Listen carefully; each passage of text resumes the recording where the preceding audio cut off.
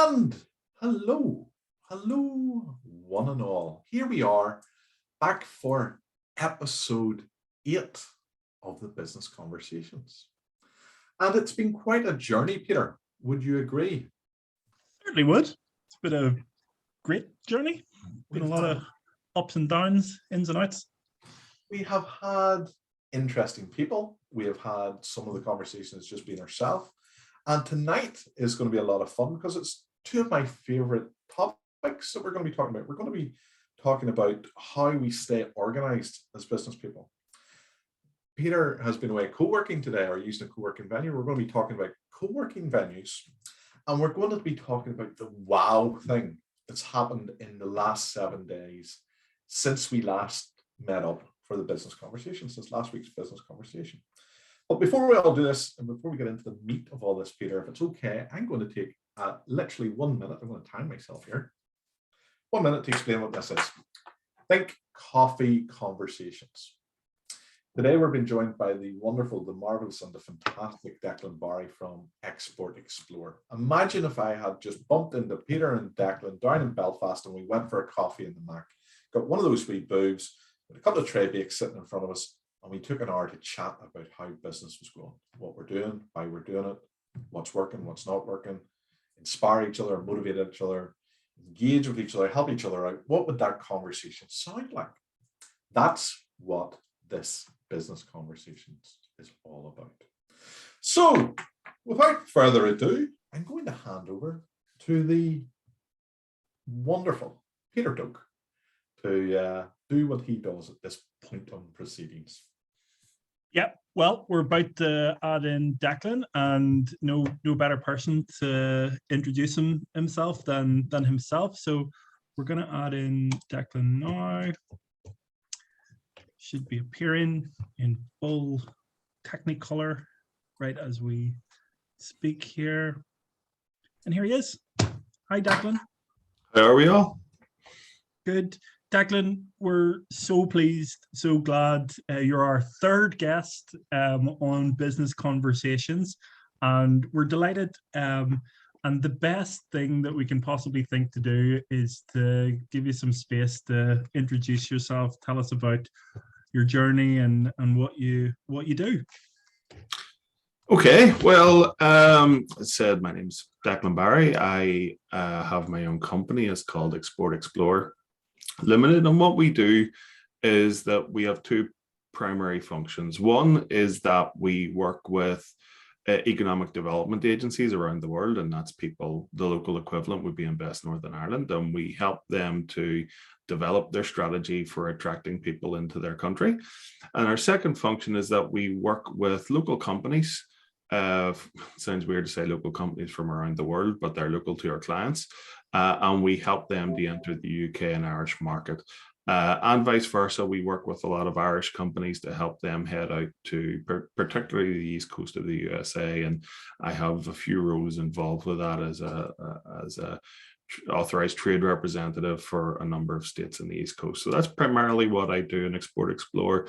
And then I work with some local organizations, for example, the Great Facilities, the Scottish Provident Building. I provide support to them, and I also work with small to medium-sized companies who maybe don't have the resources for a full-time senior manager, like operating officer or operating director. So I'd go in and work maybe 1 or 2 days a month on projects like that. So it's pretty varied, and it's pretty interesting. That is awesome. How did you get into all that, Declan? I hated working in retail. Was pretty much where it started. Not directly though. I actually started out in financial services. So I was head of Northern Ireland for a local insurance broker, and then I got hired by Walmart to do their insurance and compliance. But because so many people hate working in retail and get stressed and are treated terribly, they were all off on sick leave. So one Sunday morning, I was packing out frozen chickens, and I thought, what on earth am I doing? And I left, took a summer off, and tripped and fell backwards into working for Invest Northern Ireland. So out of that, I worked for another contractor, and then I became self-employed 4 years ago. It's pretty amazing. It's for me, my business is global. We have customers from all over the world, contractors, team members from all over the world as well. I really get a buzz from working with people from different cultures and things like that. Do you get that similar feeling? Do you enjoy that? You definitely do. I mean, I've been very fortunate in my career to be able to travel a lot, and coming from a working class background, I never thought I'd be able to go to some of the places that I've been to. All over Asia. I've been most US states, been to the White House, been to a number of places. So frankly, if I'd worked in any other industry, I probably wouldn't have got the chance to do that. But there is a real buzz when you there's something almost piratish about it, about going to another place and stealing their treasures, going off to try and find these companies and go from where they started to try and have them create jobs here in Ireland, or vice versa. So there's something plunderous about it, is probably the right word. But it's a fantastic opportunity, and travel expands the mind, and all the better when you can find a client to pay for it. Declan, you and I have known each other a very long time. I think when we first meet, you were a whippersnapper, maybe in your early 20s. A mere cub. You were never wee. You're always tall. You're always a big man. And back in the day, we were doing this thing called the Social Media Association for Business. Mm-hmm. It was like almost back when we believed in Santa. It was wonderful when we were naive and we believed the world was a friendlier place, and we were out doing good deeds and all that type of stuff. And you came along and you very kindly joined me on that journey. How do you feel that the business environment in Northern Ireland has changed since then, in your experience and all the stuff you've gone through in the last 12 years or so? Is it still as exciting and as whatever it had back then, or was that just the spice of youth we had then? Because when I look back with nostalgia to all the good stuff and all the events and all the things were happening. Sometimes I think now it's become it's not the same. I actually think that it's probably better now. What I think made things like the social media project and other similar projects unique was there wasn't very much of that going on, and we're probably talking the guts of 12 to perhaps 15 years. So the whole idea of what that grouping was about was fairly unique at the time. The good thing about Northern Ireland now is that there's actually so many people trying to run different groups and events. And look back probably a month ago when we had Digital DNA, there were all sorts of side events and things going on that weren't actually official Digital DNA events. It was people were taking the opportunity to put on gatherings and projects. So I think that's a good thing. It's probably not as unique and exciting as it used to be because there's other things that we can do now. So I think that's a positive, but it's also probably down to the fact that I just don't have the same excitement to do those things anymore. Yeah, there's a lot of stuff that we did in the old days that maybe just aren't as exciting now that we're a little bit older. And that brings up a question, Peter, that we had thought about earlier on. And I'm going to ask both of you guys, actually, and appreciate if you'd ask me back, because I've got a wow thing on the turn. Peter, what is the wow thing, the amazing thing that's happened to you, or you've seen, or you've been involved in, or you've done since we talked this time last week? So I am broadcasting to you live from my hotel room in Trim Castle in County Meath. You're actually in the castle now? No, I'm in the Castle Hotel in Meath. Beautiful hotel. It's really lovely. And the view that I can see out the window is literally of a massive Norman castle. Or Norman, I don't know where it's from. I've been when I go places and I see stuff, I then end up on a YouTube rabbit hole. So I've been looking up about Anglo-Saxons and Tudors and all kinds of medieval things. But why I bring it up immediately is because we all need to take time out of our businesses, and we all need to take time away from what we're doing. I work in digital advertising, so there's a 24-hour constant stream of work coming at me. So the one thing that has been wow is just taking a break from it, and the creativity that has flowed from being away and being somewhere beautiful, being somewhere nice has been wonderful. So that's definitely been the wow thing for me. Before we go back to yourself, Martin, with the same question, Declan, what about you? What's been wow in the last 7 days? Do you know, on Sunday evening, I traveled down to Dublin to spend a couple of days with a client doing some meetings around the city. And the last time I'd been in Dublin was about a year ago. And they were still just coming out of they were still in lockdown. And the streets were empty. I'm, staying in a hotel near down in the social district, and it being completely busy. It was dead. It was dead the last time I was there. This weekend when I was down, first of all, I arrived on Sunday evening just as the Kerry fans were coming back from Croke Park after the semi-final, and they were hanging off the roof of the hotel. It was amazing. There was such a buzz around the place. And then we did 2 days of phenomenal meetings with Dublin companies who were looking to look abroad. So much talent, so much capability, and so welcoming. And there was just a brilliant atmosphere about the place. So I have to say, I wasn't sure what I was expecting from Dublin at that time, but I was absolutely blown away. And it was a really good sign that the world's turning again. So that was a genuine uplifting experience over the last couple of days. Absolutely fabulous. Martin, what's been wow? Okay, I'm going to tell you my wow story. Before I get into that, I want to take a moment just to give a shout out to the people who have joined us in the world, because one of the things I've learned over the course of the last 8 weeks of doing these business conversations is that when you watch the videos back, so anybody watching this on YouTube won't actually see who's joined us unless they've engaged with us on the screen.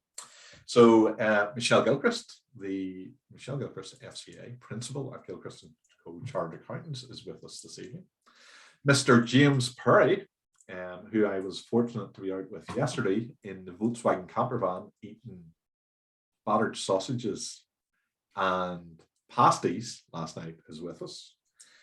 The venerable Mr. Paul Conroy has joined us, and thank you, Paul, for persisting, because you've been trying to get on with us for the last 3 weeks or so. And the very, very wonderful Mr. Wayne Denner, who, Peter, you and I have still got a road trip to go up to see Wayne in August, where we're going to do one of these live, and maybe Declan and James and Paul might be able to join us as an audience when we get to meet Mr. Wayne Denner. And guys, let us know, because we had a discussion this evening before we came on about bringing people in live onto the conversation. And what we're thinking is, if anybody who has joined as a guest would like to come on just for a brief moment, you can't steal Declan's thunder. This is Declan's night tonight. It's all about Mr. Barry. If you can come on, if you want to come on, if you want to ask a question or make a contribution or make a suggestion, whatever that is, let us know in the chat feed or private message me or one of us, and Peter will press the appropriate buttons to bring you on. You can have your 15 seconds of fame, and then you'll disappear back into the night again. Wouldn't that be wonderful? Okay. My wow thing this week was that Michelle and I, it was more Michelle than I, but I got to go as well, were invited to the wedding of a client of ours. Actually, it was the wedding of the son of a client of ours. And we've been invited to a number of weddings of clients of ours over the years. And we've been invited to lots of Christmas parties, and we've been invited to launch events, and we've been invited to by clients. And we sometimes go along to these events, and we're sitting at the table, we're talking to people, and we're saying, who are you, or how do you know the groom? And we go, well, we're the accountants. And people look at us like we're crazy. Who would invite their accountant to a wedding? But at the same time, we're delighted, and we feel privileged, and we feel honored, and we feel that we must be doing something right if we're getting these invitations. If you feel you're an accountant, it's so important to what's going on in your life that you're going to invite them to the most important day of your life. You must be doing, as an accountant, you must be doing something right. Nothing illegal, but something right. And at this, what was a wow moment at this wedding? So we've all been along to weddings, and I've been to some fantastic weddings in my life, And I've been to some weddings that, it's been a long day. And I'll never identify which was which. If I've been to your wedding, you're watching this back, yours was one of the fantastic weddings. But some of the weddings have been a long day. But this particular wedding, we were going along, we didn't know anybody else there apart from our client and his son. And it has to have been one of the best weddings I've ever been to. And there was lots of marvelous things happened over the course of the day, apart from being made feel really welcome, being brought in as if we were part of the family and all that good stuff. But there was one moment that really struck me. And when it happened, I thought, when we come on and when I meet Peter and Declan this week, I'm going to talk about this. And it's this. The speeches happened. And the groom went up and he did his speech, which was all very lovely about thanking everybody. And, it's the traditional groom's speech, just went about. And then the groom's best man was his brother. There's only 2 boys in this family. And his best man was his brother. And his brother stood up and he made the most genuine, heartfelt, full of meaning, full of love, full of admiration, genuine, I'm not sure what the word is, but when 2 brothers get on well, that's what that speech was. And I felt it. I felt it. But I looked across the room and our client, their father, was standing off to the side. And the tears were streaming down his face. Tears of love, tears of pride. That man, one of the brothers said during the speech that sometimes they're like the Addams family, they just tear each other apart, and that's families. But in that moment in time, when it meant something, the brothers came together in a way that only families could, and they made their dad the proudest man in the world. What does that got to do with business conversations? When you start a small business, when you start any sort of business, when you start a freelance business, when you start to grow a big business, that business is your child. And there will be days, and I've had days in Gilchrist and Co, where I've seen something succeed, where I've seen something work, and I felt like that man with the tears rolling down my eyes, because you've created something special. You've created something that nobody else can do. And standing at wedding on Saturday, I felt that for that man. That was my wow moment this week. Wow. Pretty cool. Sometimes those moments will just hit you, really. It's probably a big confession for the Business Conversations podcast that I'm not sure if I should even say it, but X Factor and Big Brother, if you ever watched it. Martin, this isn't anywhere near as sentimental as your thing. Whenever they used to come out of the Big Brother house and everybody would cheer for them, I would start to get a bit teary-eyed on the other end of the TV about it. Also, if someone does really well on X Factor and there's a big cheer, I get a little bit teary-eyed as well about it. I'm not sure what it is.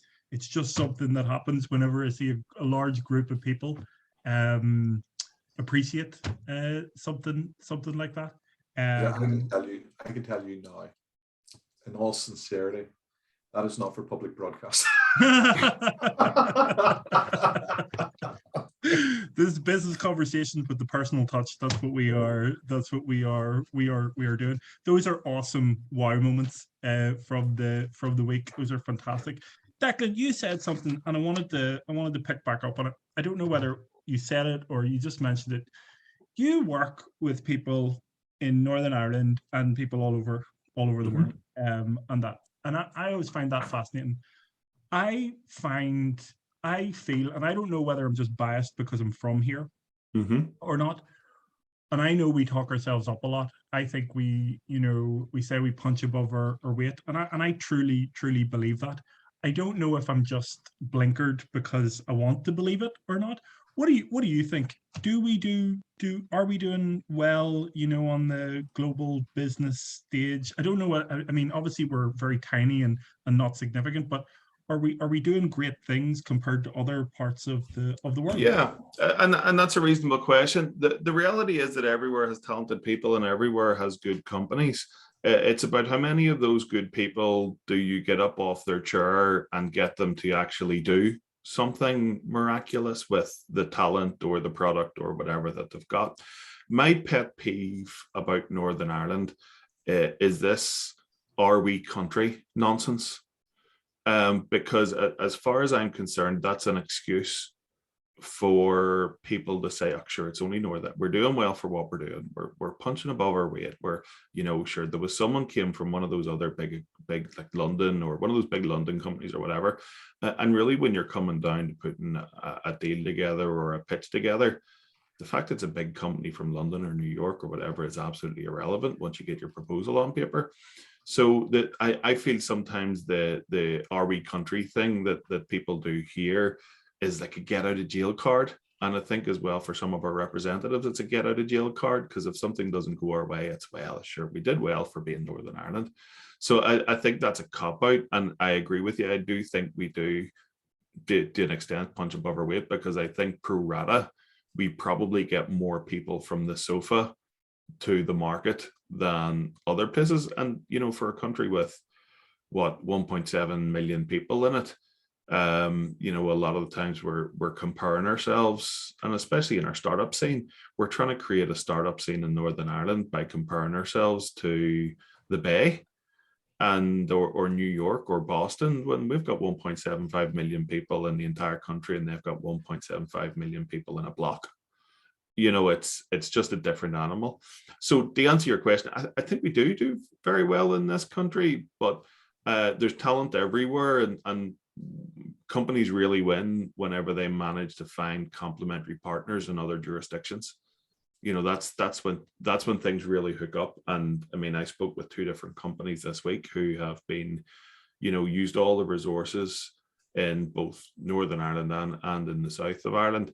And they have managed to use university resources from here, technical college resources from there. They've managed to use training programs for their staff. And now they're using government support to try and open up trade links in North America, and they'll be successful. So it's just how you use the resource. I really do like to disqualify the whole issue of the size of the country, and focus on what people are doing. I like what you're saying. I haven't really thought about it in that way before, but when you say on paper, it doesn't matter where you're from, and No. that goes for every part of this planet, doesn't it? Mm-hmm. If my biggest contract, Peter, I won it against Ernst & Young, and they're a global company with resources everywhere, and I'm in my attic. So if your service is better and your product is better, you'll win. Bar some unique cases where maybe the deck isn't in your favor. Actually, being smaller can be a huge advantage. Mm-hmm. Like your company being smaller, the agility that you can bring can allow you to outmaneuver other companies for sure. So that's I found that at PDG advertising, without a doubt. Martin, what are your thoughts? I agree with everything Declan says. I'm not sure that I can add a huge amount of value to it just now. But what I would like to do, because I know someone who's on the screen or in a guest that we have on at the moment that may be able to. Paul, I don't want to give you I don't want to drop you in it, but there's Paul Conroy. Peter, if you let him in there already, or can you let him on? Can you press the button? And Paul, can you take just a moment to introduce who you are and tell us what your thoughts on that great question that Peter asked was. Well, lads, Declan, look, I completely agree with you. I'm a small-time contract caterer, and I've been a chef for the past 20 years, and the idea of most chefs used to be like, you go work for somebody else, work in another kitchen, work in different catering companies. But the idea of ever owning your own business seems to be the last thing on a chef's mind, apart from a restaurant kind of thing. Anything outside of a restaurant is kind of, there's nothing scalable. Chefs don't think in scale, like it's in growing a business and things like that. And I'm like, as you say, like I'm small contract. I got a contract in a large scale factory, ABP meat factory, Larry Goodman's, and I'm my own boss in making the decisions, as in moving forward. And like most people would have thought of contracts and then come to companies, going to global contract companies because they have the ability to make cheap products, cheap food and everything, because they're so large. But like, I'm completely agree with everything you've said. I started on a small scale and building it every year. I have the ability to go to them with my ideas, my concepts, and pitch to them as an individual contract company, like, as opposed to me continuously getting a franchise and having to work within a franchise limits and things like this. Is it difficult? Yeah, it is difficult at times. And look, people are going to think you're a bit mad because you're always going to have these kind of bigger ideas about getting bigger and becoming bigger. And some people will look at you and say, look, just why aren't you happy the way you are, kind of thing. And as you do say, a bit like the whole Northern Ireland thing, that if we fail, Sean, like, you know, we done well for Northern Ireland. And it's a bit like that concept as well. When you can start out small, people kind of say like, well, if you fail, well, you done well, you know, we never thought you were going to get that contract anyhow, but, you know, so you done well to even pitch it. So it's an uphill struggle at times being the small scale, like, but it definitely is, as I say, the flexibility to be able to pitch your own ideas, the flexibility to be able to get your own concepts out there before having to put it up against them. Right. Yeah, great point, Paul. And sorry to cut across you, and I'm conscious of time, and we have to get through this stuff as well. So we'll need to bring on one quick question, and it's a sort of change of tack a little bit here before Peter lets you off, and you head back into the background again. But there was something I'm curious about. Why are you here tonight? Why did you join this call tonight? There's other things you'd be doing. The sun's shining. It's a holiday. You know, I'm sure you've got a life going on. Why join us for the business call? I try kids that could be easily screaming outside the door here any second. So yeah, look, I do have a life, but you know what, Martin, I've kind of known yourself on and off there for a long time on LinkedIn. I've known James very well for a long time. And for me, it's getting to learn the whole business side and I used to love a bit of networking. I used to love going up to Belfast and doing the networking up in Northern Ireland and the community up there.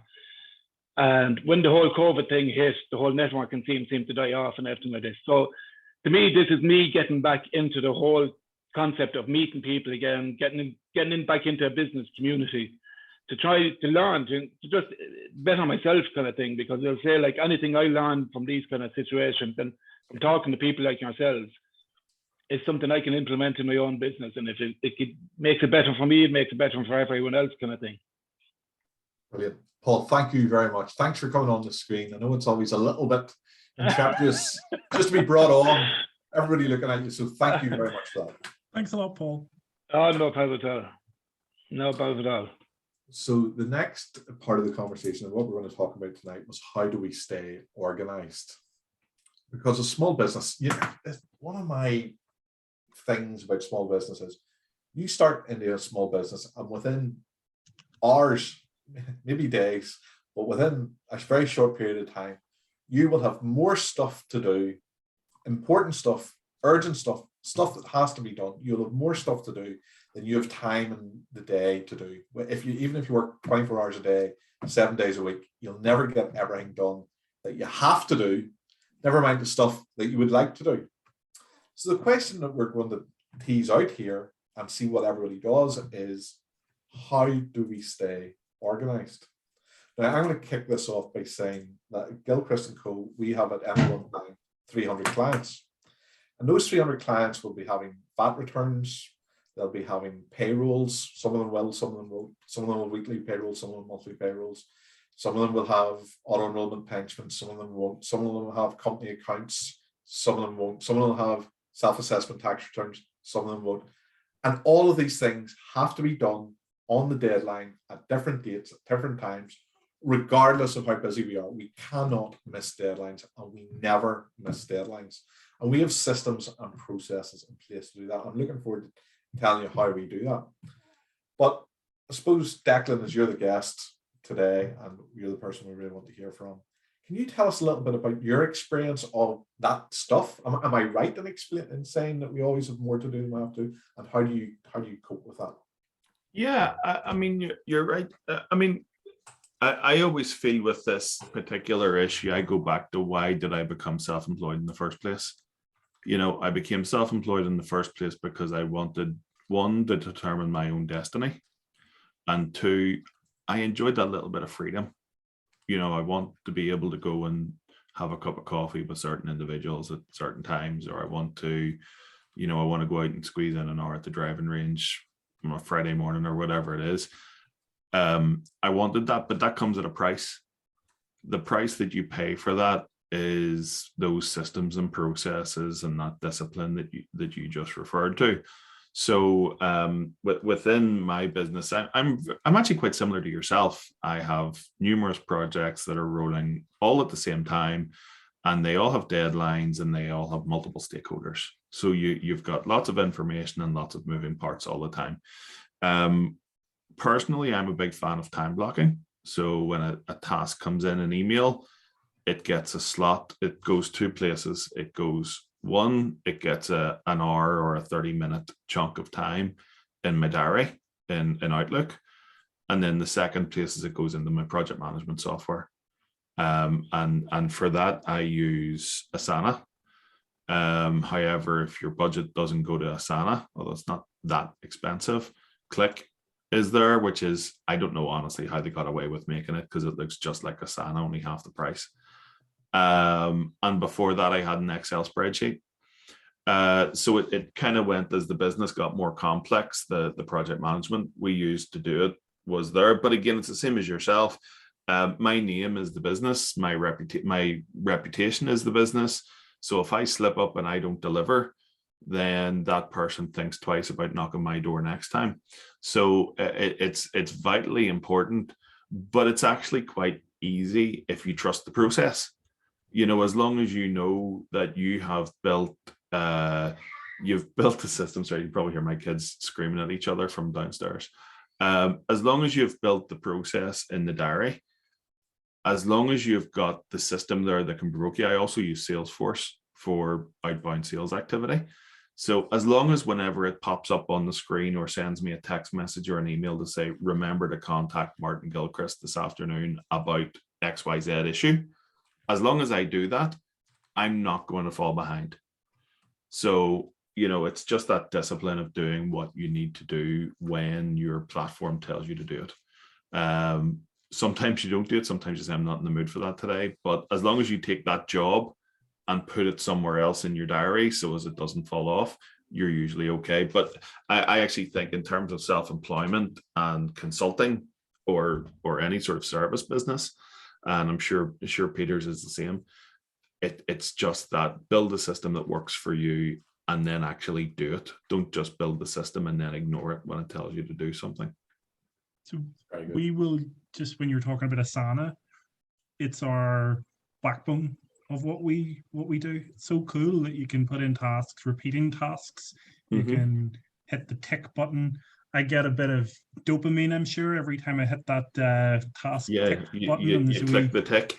Yeah, and there's a wee like horse or something that flies past the screen. That's fantastic too. But I don't trust it on its own. I use Asana. My book here, constant lists going on, and also a spreadsheet. So we've got the book, and then we've got the spreadsheet that backs up the book, and then we've got Asana that backs up the spreadsheet and the book as well. And Martin, you've got your sheet as well. You've got Michelle. I honestly think that's half the game. Staying organized, and I don't think you ever really achieve total success at it, do you? Martin, you've got a very similar book to me. Yeah. Martin, before you come in on that, because I want to listen to yours, because yours is like a proper professional system, so I want to hear it. But the other, I trust Michelle to put a proper system together. But the other thing about this is this ties back to profitability. So I know that if I do what I have planned out, and the other good thing about Asana is you can make templates. So if you do a similar job over and over again, you don't have to make the plan over and over again. You can just plug it in. But this ties back to the profitability of the business. So you can work, 40 hours a week instead of 60. and get the same revenues into the business and the same billings out on a weekly basis by working fewer hours, just by having that system in place. So people aren't just doing it just to be nerdy and keep their clients happy. It's actually, that allows me to map out my revenue, that allows me to map out my profit margin, and it allows me to know that I'm actually earning what I want to earn on an hourly rate. So that's the most important part of this. But I just wanted to throw that in so it wasn't lost before Martin. And again, the accountants are the king of creating profitability within their firm. But they're probably the best in the business at getting bang for their buck in their hours. I think that's a fair comment, Declan. I think it's very astute of you to point that out. And you're absolutely right. And our system of organization, and although Gilchrist goes about an awful lot more than billing, if you boil it right back to what it is that we're doing, we're billing. We do all the work in order that we can raise bills. So our whole system of organization hangs fundamentally off the bill for every client. So how do we organize ourselves? Well, we have to bill so much in a year, and then that means we have to bill so much a month, so much a week, and so much a day. But how do we keep track of when those bills and when that work has to be done? What triggers the transactional list of all the stuff that we have to work through in order to get the job done is a bill being issued. So Declan Barry comes into me, and you only use us for one thing. It may be our self-assessment tax return. In order to do the bill, you have to go onto our CRM system. So we use Zoho as a CRM system. And in order to create a bill with all the information on it, we have to have your records on the CRM system. So if we're doing a bill, we know that we have your records. And the bill will then also trigger the next time that job has to be done. But it's a great thing about our type of accountancy, statutory submission type accountancy, is it has to be done every year, round about the same time of the year. So when we do the bill for you now for your self-assessment tax return, we'll put a reminder in the CRM system and in our diary that we need to contact you at this time next year. So the transaction for that goes in. Also, the bill then triggers things like a credit control. So if you haven't paid by such and such a time, what triggers the credit control? It's a date in the diary caused by the fact that there's a date on the bill. What about things like keeping ourselves up to date with current legislation? When we do the bill, that's also a flag to say, are we completely up to date with making tax digital in regard to this client? Has the client been told about the fact that they have to be registered for VAT when they hit the £85,000 threshold? Blah, blah, blah, blah. But fundamentally, you start off with the bill, and then it sends a cascade of information down through our systems. What are our systems? Our systems are Zoho for CRM. So CRM is where you store all your client details and the cascade of transactions that have happened with a client. Then we use Google Calendar because it's simple and it works for our calendar, but we also put transactions from our Google Calendar into the good old-fashioned desk diary. And it's my belief that every business should have a desk diary. You should be able to just flick through in any one day and at a glance be able to see what's done, what hasn't been done, and where you're at. Google will do that. It's just the touch of the desk diary. We have a billing book. So we keep a book where all the bills that haven't been issued yet are done. And Michelle would complete this billing book and I would put the bills on. And then we have a credit control list where we keep control of all the credit. So we can see at a glance who owns us money, who is just outstanding, and who is still rebuilt. Simple, repetitive, easy to use, easy to explain systems that don't take very much time, that are fireproof. So if the office was burned out tomorrow, we still have a system that would work. And that's what we have found over 15 years of business works for us. That's simply the way it goes. But you need to have a hook. There needs to be something that when you press that button, it's just like dominoes falling. It happens almost without thinking, because that transaction's happened, all the rest will happen almost automatically. And we've found that to be very important. And if you have that one hook, that one simple basic hook that can make everything else happen, it means that you don't get this thing where you miss doing a confirmation statement, a CSO1 submission, because the process, as you said, Declan, makes the thing happen. Then you can trust. Was that you, Peter, actually said you can trust the process? Well, I really want to pick up on something you've said there. So what I'm learning is how the importance of processes and systems in the business. And when you say when something happens, it should trigger dominoes or waterfall effect of things happening in sequence. Does that mean, Martin, that you've had to spend time to work out what that sequence is and systemize it? Is that something that you do once? Are you continually doing that? Do you plan that time in, or how does that go? I would love to be able to say that every time we do it, we're trying to improve it, because that's what it should be. It should be incremental. What was it? The British bike team said that they were trying to get 1% performance enhancements with every touch. I would love to say we do that, but we don't. But we certainly, when we come across, so making tax digital will change our processes because of the way we have to approach, rather than doing one self-assessment tax return every 4 returns a year, and the information we need from the clients be different. So that will force us to make a change to that process list. But yes, we do have to think about it transaction by transaction, item by item. How would this work? I see the boss is starting up here to keep an eye on what we're doing. How would this work?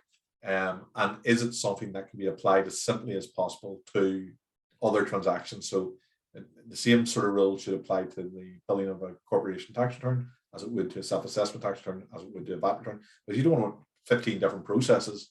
You want to be able to have the processes standardized as much as possible. So yes, it does take time to sit down and think about it, then to implement it, then to work out whether it's working or not, and fix it. And you're constantly tinkering at it, I think.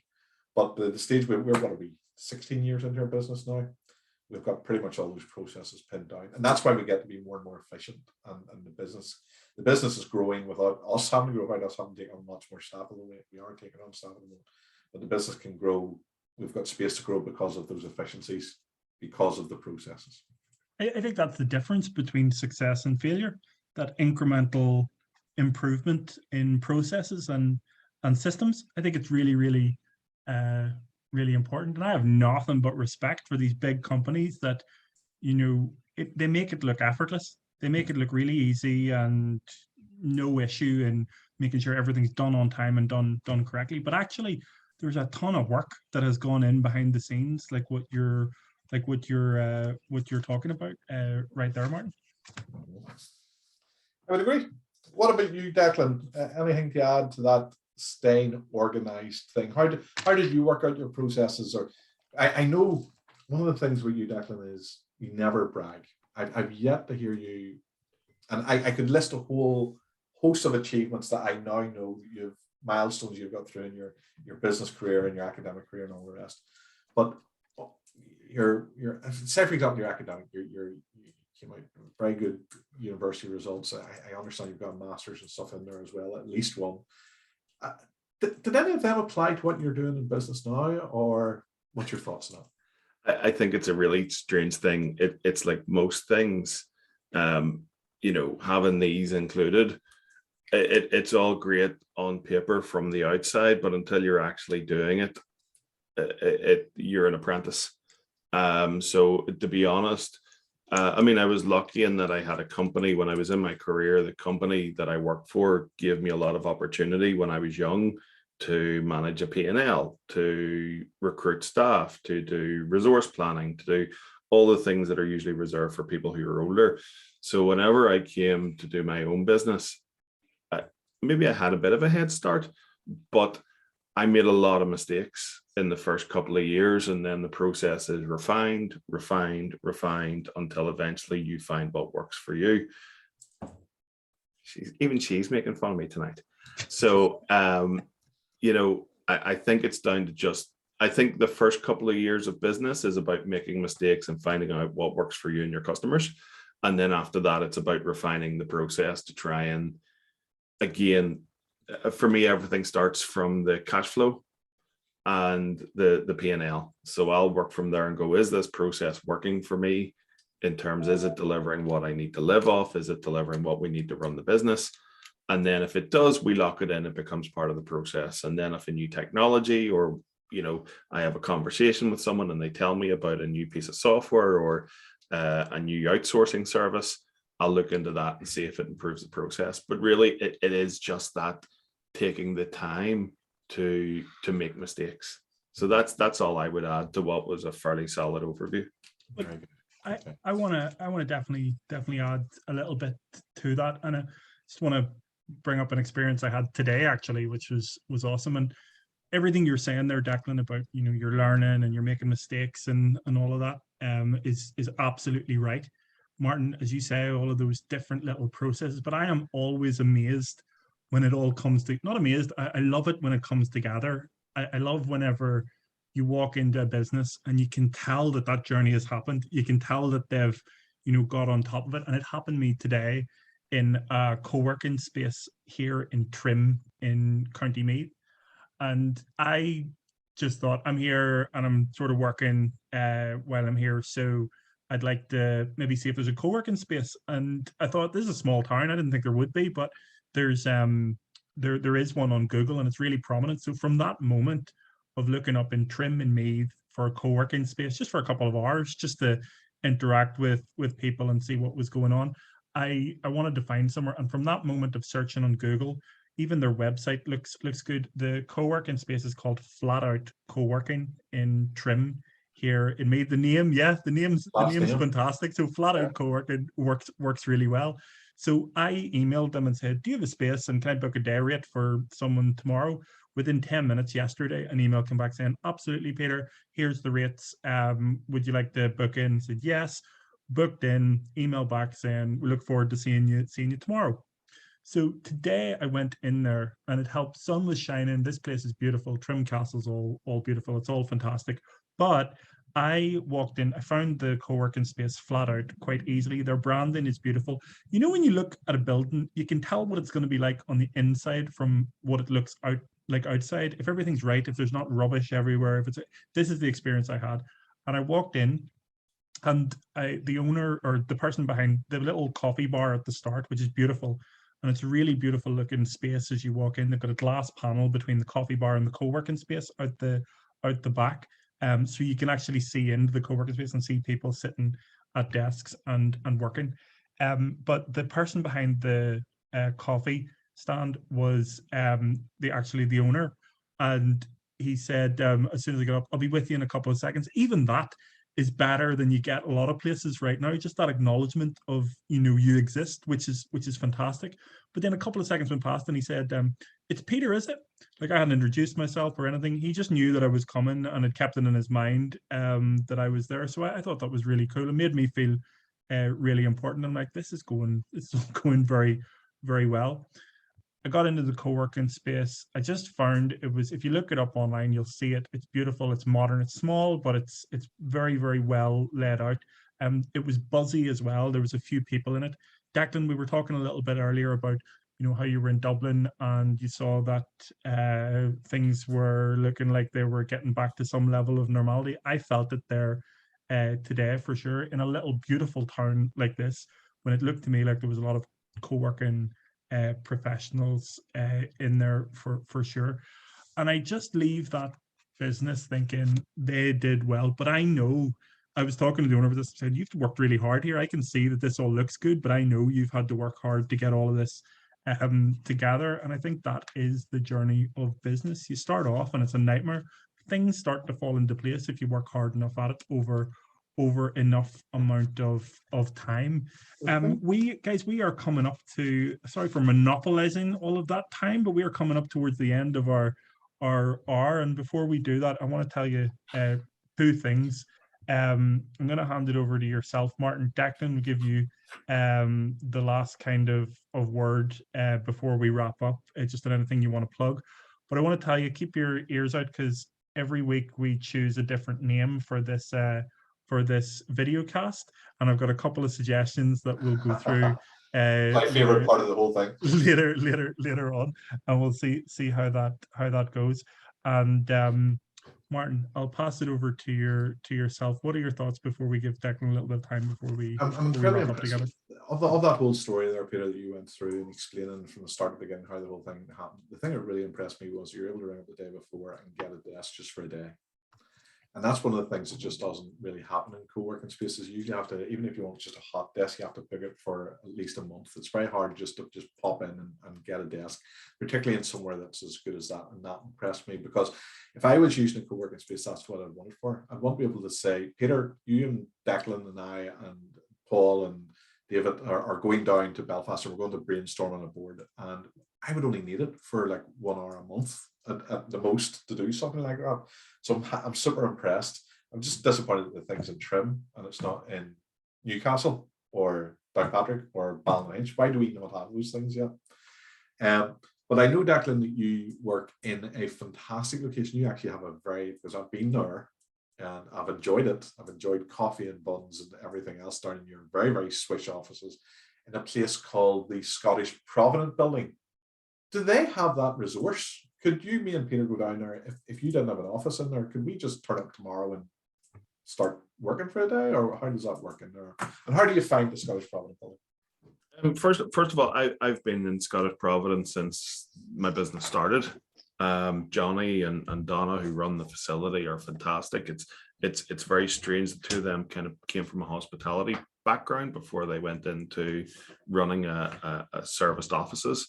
So it almost feels like it's a hotel sometimes, because they keep the place immaculate. The staff are all employed. They're not outsourced staff. So you get to know them, and you know the people who are at the door and reception, and you know the guys who are coming in to clean the rooms and stuff. And they're all fantastic people. In terms of coming in for that kind of drop-in style of thing, it would probably take a phone call or a day or two in advance, but they're some fantastic spaces. They also have a wonderful terrace space, which is an outdoor but sheltered space, which we'll hopefully be using this year, perhaps to run a couple of events or do a few bits and pieces. So it's a fantastic facility, and it's right next to City Hall. So it's got a lot of heritage about it as well, especially that I work in international trade.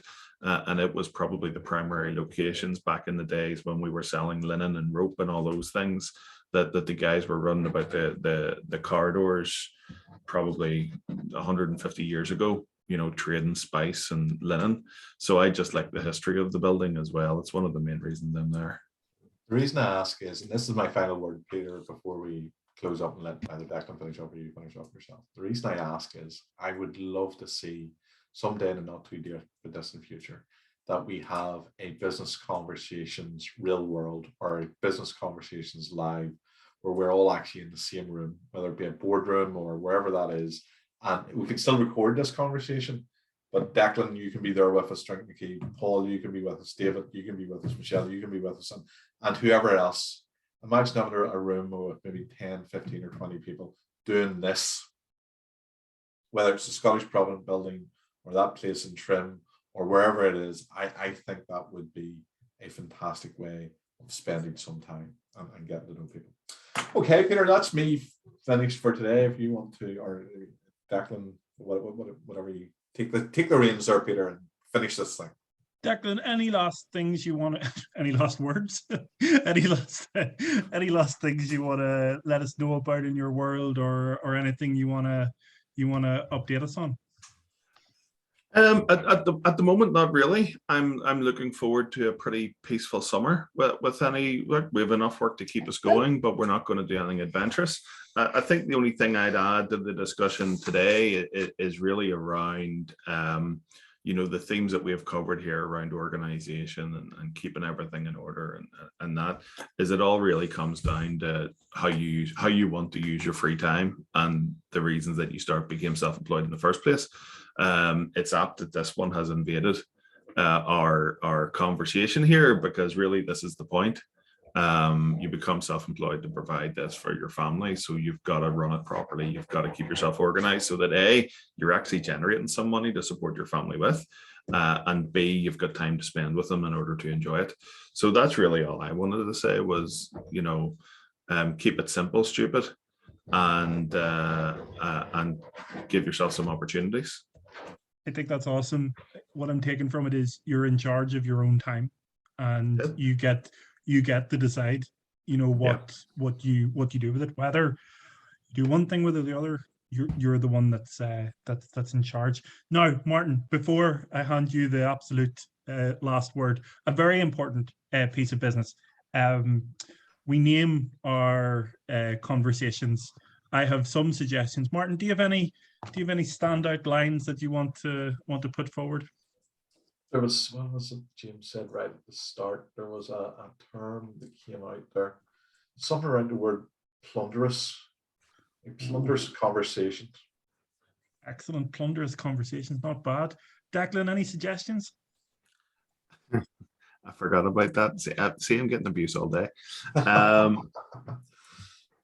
No, I just keep it simple. That's Keep it all I've simple. got. It's an excellent one. Well, look, we've got 3 other suggestions here from. So, number 1, really interesting, I thought, was plunderous pirates. Martin, we've both picked up on that one. I loved that earlier when you were talking about the. So what was the second word? Plunderous Paris? Plunderous pirates is what I've got, but I love Pirates, it, yes, going in brilliant, and getting plunder from different areas. New Age pirates, I love that from earlier. Declan, Martin, you come out with some great ones. Whippersnappers is one that I thought was absolutely excellent.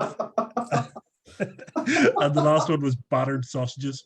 I would be very happy to name this battered sausages. So we will debate and we will figure out what the name after we come off screen, of this is. After we we will figure it out. But those are some excellent suggestions. Just from me, Declan, thank you so much and Martin, thank you so much, and Declan, thanks so much for coming on tonight. Really pleased to be talking with you. And Martin, I will hand over for you to end us off here. Okay, most important thing I have to do is to thank everybody who came along. Mr. Paul Conroy, Mr. James Barry, Mr. David Small, Mrs. Michelle Gilchrist, and Mr. Wayne Jenner. Thank you very much. I know there were other people that were trying to get on, maybe got on a bit late, but they were the people who were with us most of the evening this evening. Thank you for your time. 2 things I'm going to ask you for. If you've watched this far, hopefully you've got a little bit of value out of it. Go and find the subscribe button on the YouTube channel and hit subscribe. We've got 18 subscribers. It's absolutely brilliant, but we need more. And the final thing is, if you want to be on here like Declan and be our guest for the evening, we want to have you on here. We want to hear, just like with Declan, all the great stuff that you have to share and all the fantastic information you have about events that are coming up, events that you're doing yourself, what your business is doing, and everything else. We really want you to come on and tell us all about that. So please, if you're interested in doing that, reach out. We do have people coming up for the next 2 weeks, but we definitely want to get you into that schedule. And the big final thing is, thank you very much. Say bye-bye.